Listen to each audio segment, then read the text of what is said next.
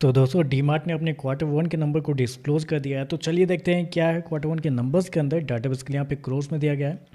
तो देखिए पिछले क्वार्टर की बात करते हैं तो पिछले क्वार्टर में कंपनी 14,871 करोड़ का रेवेन्यू जनरेट की थी ऑपरेशन के थ्रू। पिछले साल की बात करते हैं तो 14,069 करोड़ के आसपास, जबकि अभी देखें तो बढ़ के 16,360 करोड़ के आसपास आपको जाता हुआ देखने को मिला है। तो साल दर साल जाते हैं तो साल दर साल कंपनी के रेवेन्यू के अंदर एक बेहतरीन तेजी आपको देखने को मिल रही है।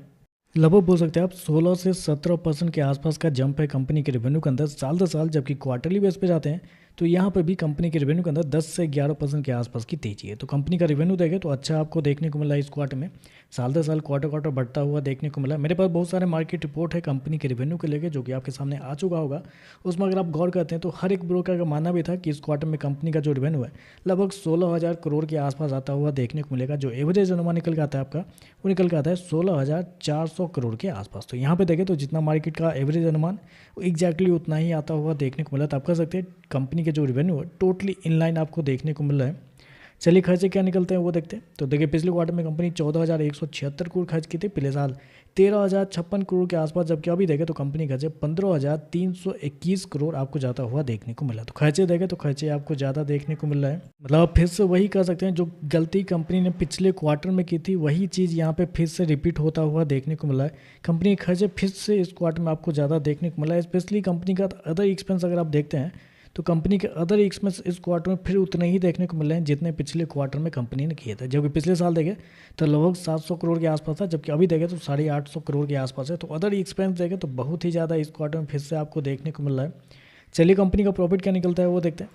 तो देखिए पिछले क्वार्टर में कंपनी 550 करोड़ के प्रॉफिट में थी, पिछले साल थी 773 करोड़ के आसपास। जबकि अभी देखें तो कंपनी का प्रॉफिट फिर से 773 करोड़ आपको जाता हुआ देखने को मिला। तो साल दर साल देखें तो साल दर साल कंपनी का जो प्रॉफिट है फ्लैट आपको देखने को मिला है। मतलब जहां आप कह सकते हैं कंपनी के रेवेन्यू के अंदर 16-17% के आसपास की तेजी है, कंपनी का प्रॉफिट साल दर साल देखते हैं तो फ्लैट आपको देखने को मिल रहा है। जबकि उम्मीद थी कि कंपनी के प्रॉफिट के अंदर तेजी आपको देखने को मिल सकती है। 10% के आसपास तक मार्केट का मानना था कि कंपनी का प्रॉफिट बढ़ता हुआ देखने को मिलेगा।